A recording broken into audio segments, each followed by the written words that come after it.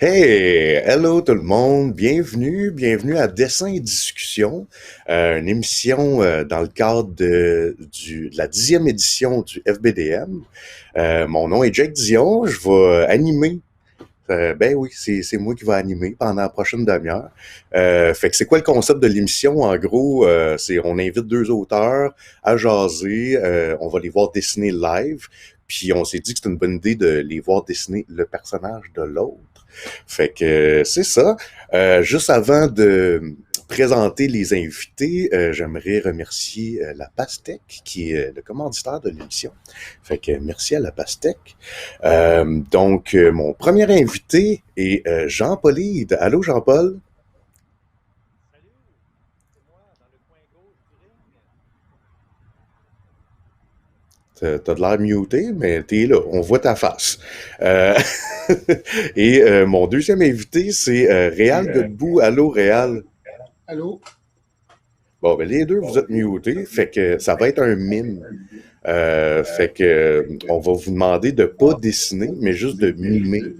Euh, c'est comme les mimes, là, tu sais, faire semblant que vous êtes d'une prison, tirer sur une corde. Ok, là, je vous entends. Ça va, ça va. Là, ça va mieux, là? Comment vous allez, messieurs? Ça va bien, ça va bien. Ça Écoute, va bien? Yes. Yes, fait que ben, je suis vraiment content de vous avoir. Hey, c'est ma première fois, c'est la première fois que je fais ça. La première fois que j'anime un show pour le FPDM. Tu sais, je fais souvent ça sur ma chaîne Twitch. Là, tu sais, j'invite du monde tu sais, à jaser puis à dessiner live. Mais là, c'est comme, c'est pas mes propres affaires à moi. Fait que vous êtes ma première fois, messieurs. Fait que, ben, on peut se lancer direct dans le dessin, puis on va continuer à jaser en même temps. J'ai vu que Jean-Paul, toi, tu vas sur l'application, hein, c'est ça. Toi, tu vas être digital et réel, toi, tu fais ça sur papier. C'est ça, comme j'ai c'est bien. toujours fait. Ouais, c'est ça. Ben, le pire, c'est que c'était un peu ma première question que j'avais pour vous autres. Puis je pense que l'image qu'on voit présentement répond à cette question-là. Mais c'était dans le fond, c'est quoi votre lien avec le dessin digital ou les outils digitales? Jean-Paul, si tu veux starter. Et jusqu'au quoi, 2000, 2004-2005, j'étais complètement sur papier, encre de Chine, pinceau. Et puis lentement, je me suis mis à ça. Et puis écoute, je dois avoir encore quelque part des vieux pots d'encre qui sont toutes sèches. Euh, Puis maintenant, je suis rendu vraiment au niveau de la coloration, tout à l'ordinateur. Mais Ouais. au niveau du dessin, je dessine encore au crayon. Alors souvent, je fais des esquisses à l'ordinateur. Je les imprime sur papier. Et après ça, je les finalise, si tu veux, au crayon, comme je faisais de l'ancrage à l'époque. Sauf que là, c'est au crayon que je les renumérise, les remets à l'écran. Et toute la coloration, elle, va se faire à l'écran, en fait, à l'ordinateur, par Photoshop, principalement. Puis pour le monde qui nous écoute, en passant, vous pouvez poser des questions, je vais les prendre plus tard. Mais pour le monde qui nous écoute, c'est quoi la différence? Tu sais, pourquoi, genre, tu vas faire de la couleur, mais pas nécessairement le dessin? Pourquoi pas juste y aller digital all the way? OK, moi, c'est ce que je fais. Donc, le crayonné et l'ancrage, une méthode traditionnelle. Je fais toujours ça à la main. La couleur ou les tons gris, premièrement, je scanne mes dessins moi-même. Puis, Ouais. ça me permet de les retoucher puis de les ajuster, ce que je ne pouvais pas faire avant. Puis la couleur et les tons de gris, je fais ça à l'ordi normalement. Mais faut dire, j'ai une tablette graphique, mais ce n'est pas une tablette écran. Donc, pour dessiner, Ouais. ce ne serait pas évident. Peut-être que je vais m'y mettre un jour s'il me reste encore assez de temps. Mais c'est ça. Pour l'instant, j'aime encore mieux le bon vieux crayon, puis en tout cas pour le noir et blanc. Ouais. Parce que c'est vrai que c'est comme, c'est quelque chose qui est plus naturel. Tu sais, tu disais que tu as une tablette sans écran pour le monde à la maison. Tu sais, dans le fond, ce qui est vraiment weird de s'habituer à ça, c'est que tu regardes droit devant toi, mais tu travailles sur une tablette. Fait que, dans le fond, la différence, c'est que tu regardes pas ta main. Contrairement à sur, Ah, tu sais, quand on dessine sur d'avoir du papier, l'écran on en devant regarde toi notre pour main. dessiner sur une tablette, ben, disons que c'est peut-être pas très naturel, mais on s'habitue, sauf que il y a certains gestes. Juste faire une ligne droite comme ça, par exemple, c'est pas évident. Mais autrement, c'est sûr que c'est pas aussi naturel qu'une tablette écran, mais l'espèce de décalage entre la main qui est sur le papier puis l'image qu'on voit à l'écran, la plupart du temps, en tout cas, au moins pour la mise en couleur, pas pour faire du dessin précis, mais pour faire de la mise en couleur, ça fonctionne. On s'habitue Ouais, vite. Moi, ouais. de mon côté, ce que j'aime beaucoup de travailler sur papier, contrairement à l'écran, donc quand je finalise mes dessins, c'est le rapport que tu as avec l'échelle. C'est qu'à l'écran, tu peux facilement perdre à un moment donné le sens des grandeurs, puis être en train de travailler sur 3 pixels, alors que, puis tu sais, tu perds aussi la notion de, tu sais, quand tu travailles sur une page de BD, quand tu grossis, tu travailles finalement que sur une case, Mm. tandis que, c'est ça, sur papier, au moins, tu as la vision globale de ce que tu es en train de faire. Puis ça, c'est quelque chose à laquelle il faut s'habituer. Je pense que les dessinateurs qui travaillent beaucoup de façon numérique réussissent à avoir ça un petit peu comme un réflexe, là, de dire, ils ont le sens de l'échelle. Mais c'est ça. Moi, Ouais, j'aime bien ça travailler à prend ce une vue moment-là sur. d'ensemble.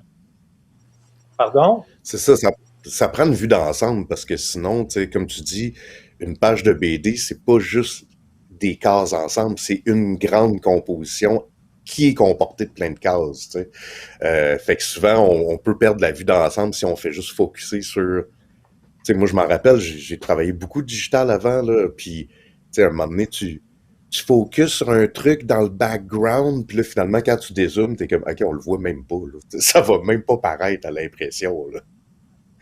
Exactement. Puis si en plus tu rentres en la question de la grosseur de ta ligne, Ben là, ouais, ça devient. C'est parce qu'à un moment donné, tu te dis, ben là, je travaille avec une pointe que personne ne verra. C'est absolument minuscule. Tu sais, puis ça, tu t'en rends compte exact. après coup.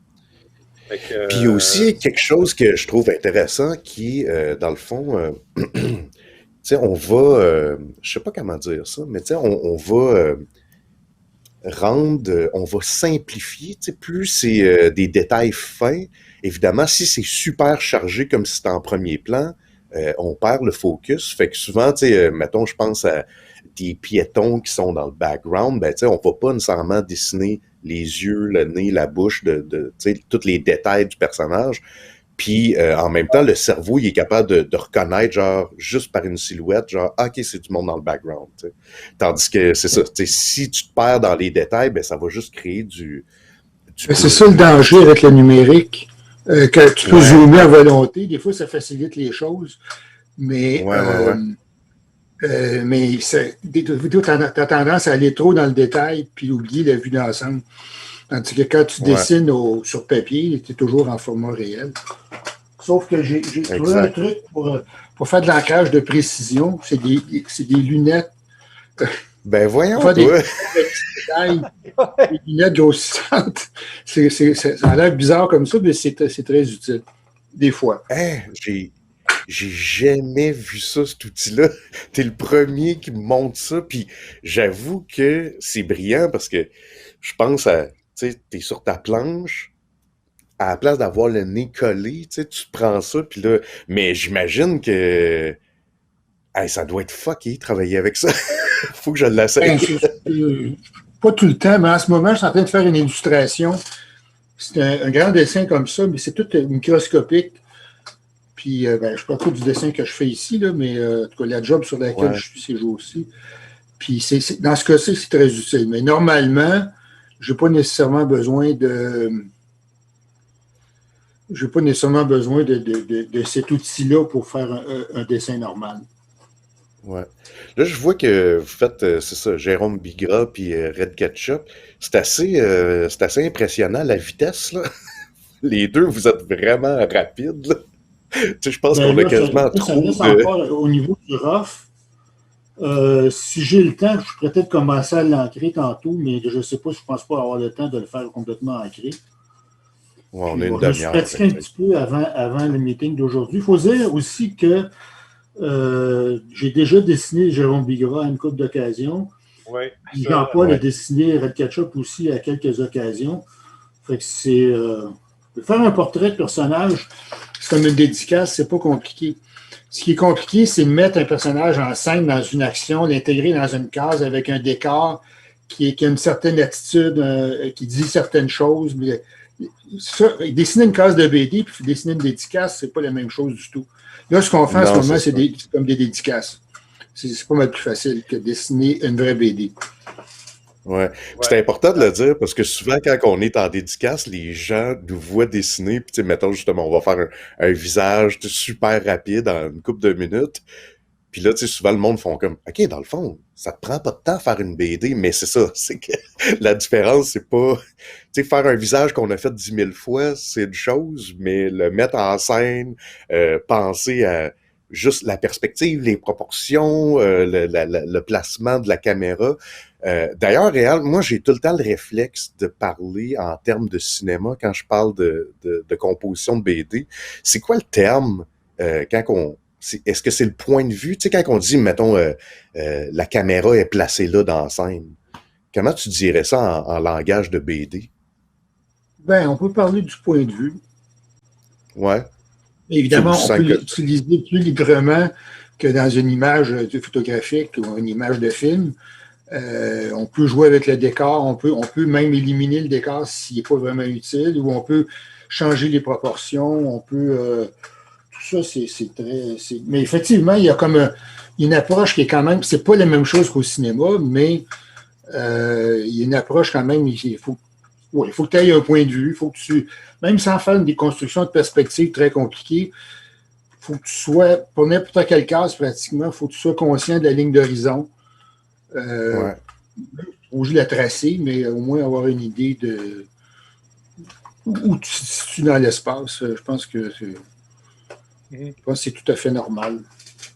Moi, je prends beaucoup le vocabulaire cinématographique quand je travaille parce que moi, je travaille beaucoup la lumière aussi, l'éclairage.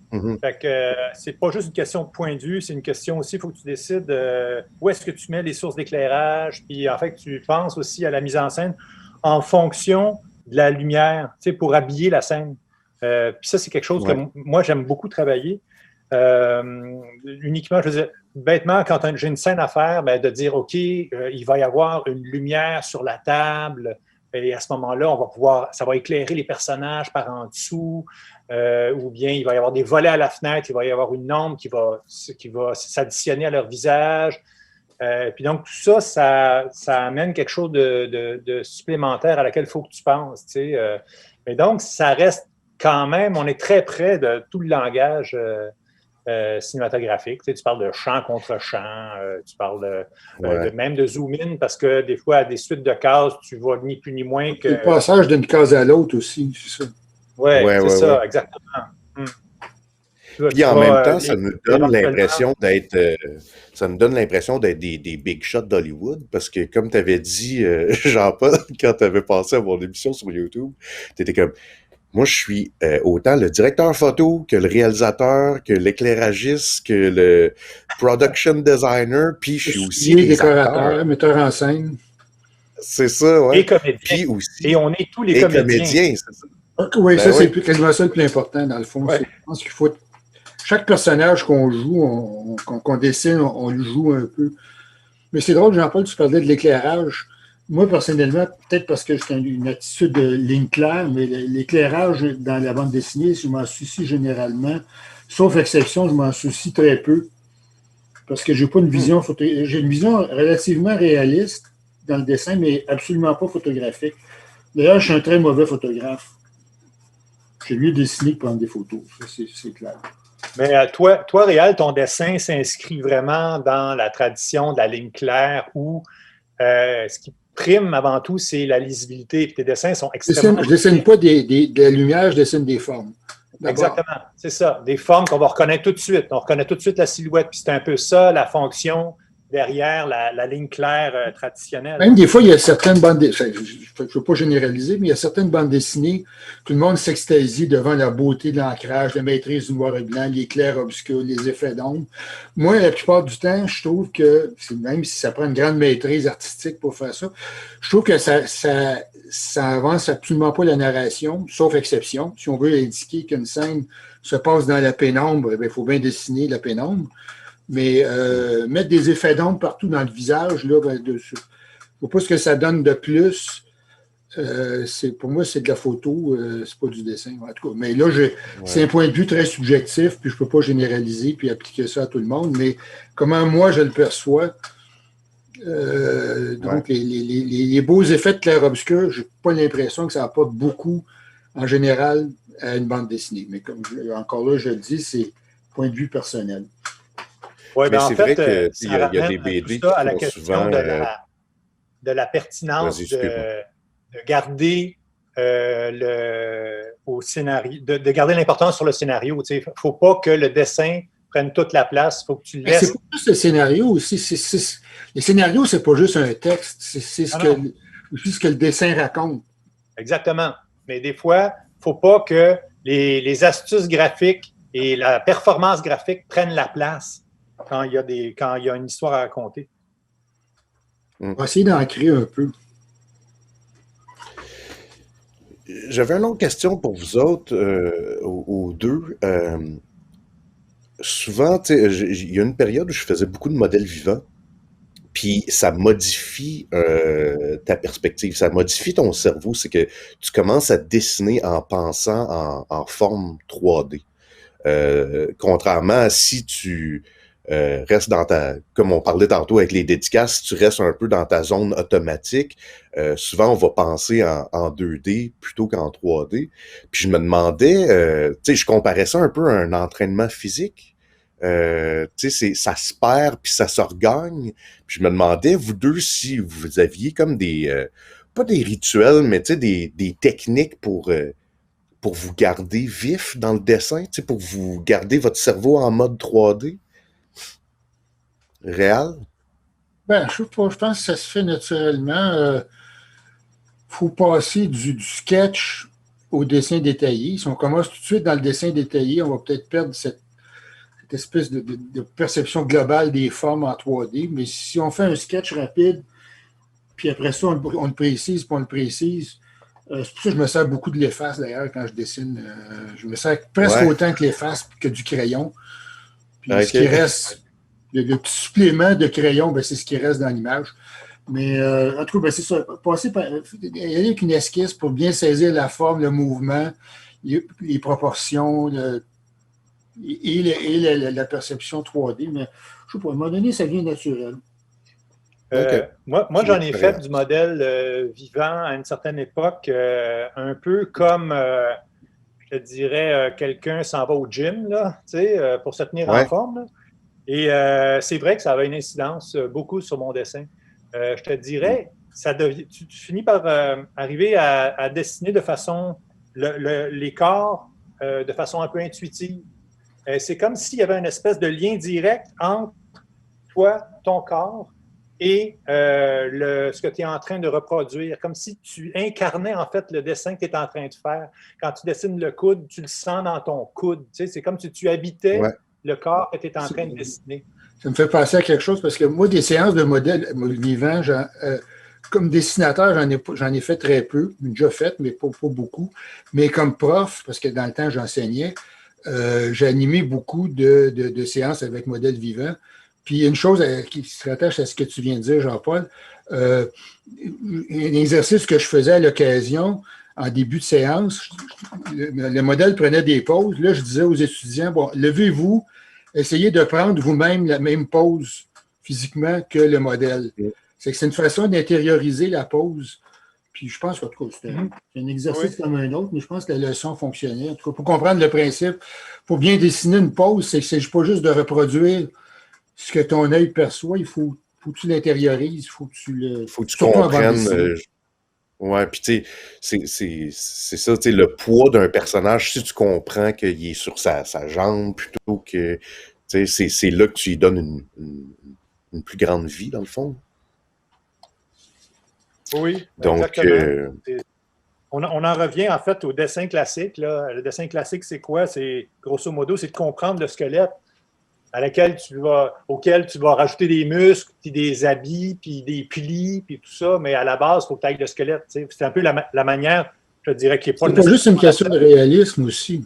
Parce qu'il y a des dessins très cartoon qui ont pas de réalisme photographique, mais qui ont le sens, justement, l'aplomb du personnage. Ouais. Comment il repose, son poids repose, comment il bouge de façon naturelle, comment.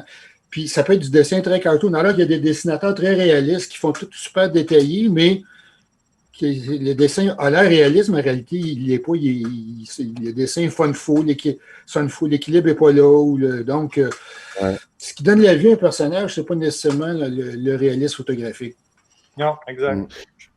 Je pense tout de suite à Franquin, peu importe ses proportions qui étaient super cartoon, tu sentais justement le poids de la tête de Gaston ou la vitesse de Spirou, même ses véhicules, là, tu les sentais physiquement dans l'espace, même si c'était des proportions complètement exagérées.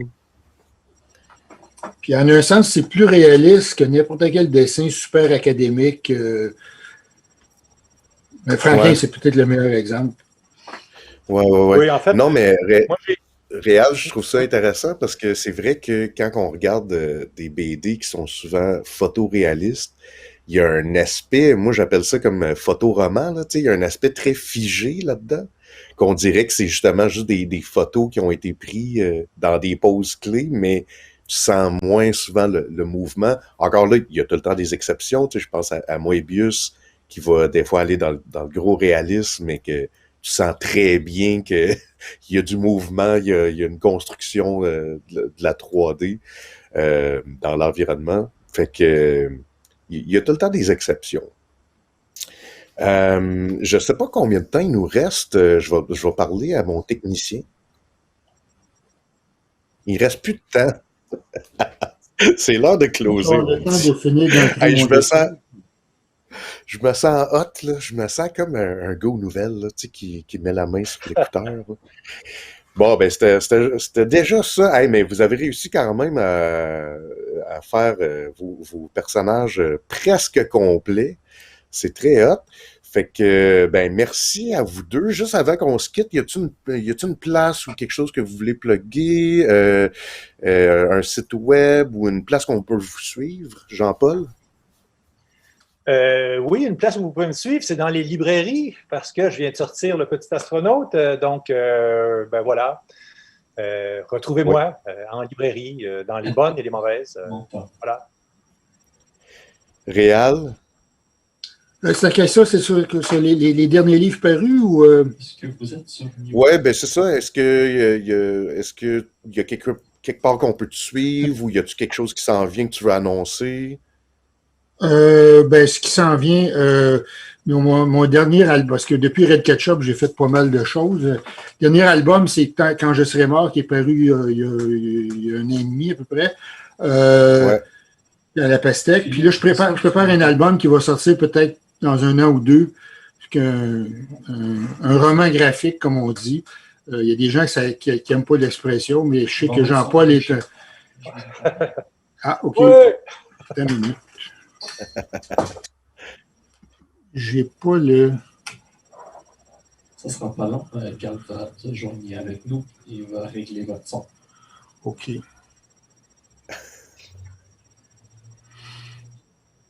Oui, OK. Donc, ben, encore une fois, merci à vous deux. Puis, pour les gens qui écoutent live, manquez pas, la prochaine émission, c'est Portrait de l'artiste avec Philippe Girard, Mélanie Leclerc, Sandrine Révèle. Dans le fond, on vient de buster leur émission, fait que c'est déjà supposé de commencer. Fait que c'est ça qui va suivre tout de suite. Puis, ben, on se reparle, je vais en animer d'autres. Fait que on se dit à la prochaine, tout le monde. Bye.